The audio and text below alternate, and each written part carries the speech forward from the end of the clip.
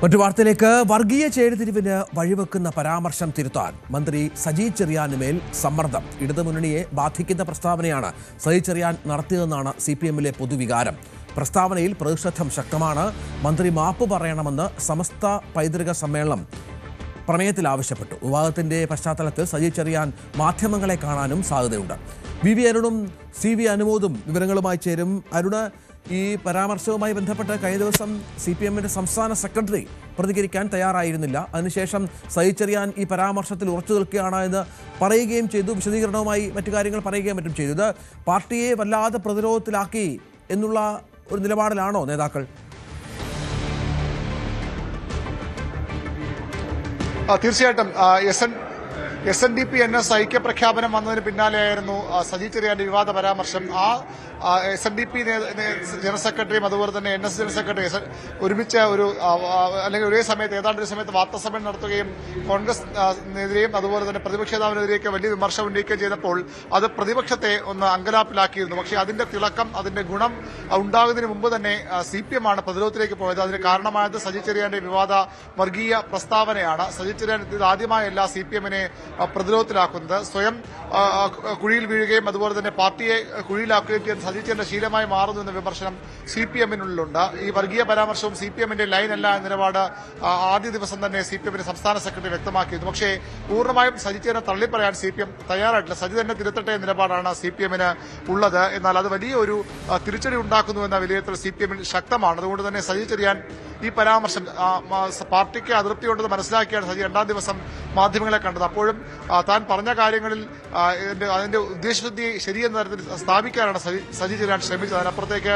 പരാമർശത്തെ പൂർണ്ണമായും പിൻവാങ്ങാൻ സജി തയ്യാറായില്ല. അവിടെയാണ് CPM വീണ്ടും പ്രതിരോധത്തിലാകുന്നത്. ന്യൂനപക്ഷങ്ങൾ കഴിഞ്ഞ ലോക്സഭാ തെരഞ്ഞെടുപ്പ് മുതൽ CPM-മായി അകലുന്നുവെന്ന വിലയിരുത്തലുണ്ട്. അത് തിരിച്ചുകൊണ്ടുവരാനുള്ള തീവ്ര ശ്രമത്തിനാണ് CPM-ഉം ഇടതുമുന്നണിയും. അങ്ങനെ ഒരു സാഹചര്യത്തിൽ നിൽക്കുമ്പോഴാണ് സജി ചെറിയാൻ വീണ്ടും അവരെ അകറ്റുന്ന, അത് CPM-നൊപ്പം നിൽക്കുന്നവർക്ക് പോലും അംഗീകരിക്കാൻ കഴിയാത്ത നിലപാടാണ് സജി ചെറിയാന്റെ ഭാഗത്ത് ഉണ്ടായത്. INL CPM-ന്റെ ഘടകകക്ഷിയാണ്. INL-ലും കടുത്ത എതിർപ്പ് സജിയുടെ പരാമർശത്തിൽ പരസ്യമായി തന്നെ പറഞ്ഞിരുന്നു. അങ്ങനെ CPM ഏത് വിധേയയും അകന്നുപോയ ന്യൂനപക്ഷങ്ങളെ പരമാവധി അടുപ്പിച്ച് നിയമസഭാ തെരഞ്ഞെടുപ്പിൽ തുടർഭരണം ഉറപ്പാക്കാൻ ശ്രമങ്ങൾ നടത്തുമ്പോൾ ഇത്തരം പരാമർശങ്ങളിൽ ഗുണം ചെയ്യില്ല എന്ന പൊതുഅഭിപ്രായം CPM-നുണ്ട്. അടുത്ത ദിവസങ്ങളിൽ CPM-ന്റെ സംസ്ഥാന സമിതി യോഗം അടക്കം ചേരുന്നുണ്ട്. സജിയുടെ നിരന്തരമായ ഇത്തരം പരാമർശങ്ങൾ പാർട്ടിയെ പ്രതിരോധത്തിലാക്കുന്നത് സ്വാഭാവികമായി ചർച്ചയ്ക്ക് വന്നേക്കും.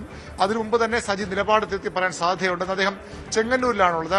ഒരുപക്ഷെ ഉച്ചയ്ക്ക് ശേഷം അദ്ദേഹം മാധ്യമങ്ങളെ കാണേണ്ട സാധ്യത തള്ളിക്കളയാനാകില്ല. അദ്ദേഹത്തിന്റെ ഓഫീസ് ഇപ്പോഴും വാർത്താസമ്മേളനം സ്ഥിരീകരിക്കുന്നില്ല. പക്ഷേ സജി അതീവ സമ്മർദ്ദത്തിലാണ്.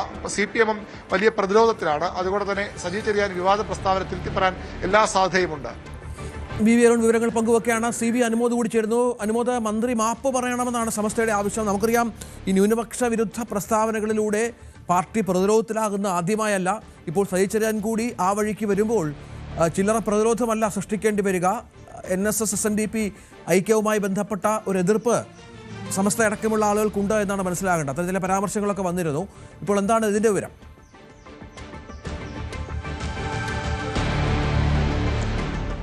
രഞ്ജിത്ത്, സമസ്തയുടെ ഏതെങ്കിലും ഒരു നേതാവിന്റെ പ്രതികരണമല്ല, മറിച്ച് സമസ്തയുടെ പൈതൃക സമ്മേളനത്തിൽ എല്ലാവരും ചേർന്ന് അംഗീകരിച്ച ഒരു പ്രമേയമാണ് സജി ചെറിയാനെതിരെ വന്നിരിക്കുന്നത് എന്നുള്ളതാണ് ശ്രദ്ധേയം. അതായത് സമസ്തയുടെ ഔദ്യോഗികമായിട്ടുള്ള ഒരു പ്രമേയമായിട്ട് തന്നെ വേണം അതിനെ കാണുവാൻ. മന്ത്രി സജി ചെറിയാൻ മാപ്പ് പറയണം, അദ്ദേഹം ആ സ്ഥാനത്തിരിക്കാൻ അർഹനല്ല എന്ന് സമസ്ത പറയുമ്പോൾ സ്വാഭാവികമായിട്ടും തെരഞ്ഞെടുപ്പിന് തൊട്ടടുത്ത് നിൽക്കെ CPM-നെ സംബന്ധിച്ച് ഇത് വലിയ പ്രതിരോധത്തിലാക്കുന്ന സാഹചര്യം തന്നെയാണുള്ളത്. നമുക്കറിയാം, കഴിഞ്ഞ പാർലമെന്റ് തെരഞ്ഞെടുപ്പിലും അതിനു മുൻപുള്ള തെരഞ്ഞെടുപ്പിലുമൊക്കെ CPM എത്രമാത്രം സമസ്തയുമായിട്ട് അടുക്കാൻ ശ്രമിച്ചിരുന്നു, അല്ലെങ്കിൽ സമസ്തയുടെ ഭാഗത്തുള്ള നിലപാടുകൾ മുൻപൊന്നുമില്ലാത്ത രീതിയിൽ CPM-നും ഇടതുപക്ഷത്തിനും സ്വീകാര്യമാവുന്ന തരത്തിലേക്ക് മാറിയിരുന്നു. പക്ഷേ തദ്ദേശ തെരഞ്ഞെടുപ്പ് മുതൽ ആ സാഹചര്യം മാറിക്കൊണ്ടിരിക്കുന്നു. പ്രത്യേകിച്ച് ലീഗുമായിട്ട് സമസ്തയിലെ ഒരു വിഭാഗം അകന്നു നിൽക്കെ തന്നെയാണ് ഇപ്പോൾ ഇടതുപക്ഷത്തിനെതിരെ, സജി ചെറിയാനെ പ്രസ്താവനയ്ക്കെതിരെ സമസ്ത ഔദ്യോഗികമായിട്ടൊരു പ്രമേയം ഒരു പൈതൃക സദസ്സിൽ അവർ അവതരിപ്പിക്കുന്നു എന്നുള്ളത്. അത് തീർച്ചയായിട്ടും ഈ ഒരു ഘട്ടത്തിൽ രാഷ്ട്രീയമായിട്ട് ഇടതുപക്ഷത്തിന് നൽകുന്ന തിരിച്ചടി വളരെ വലുതാണ്.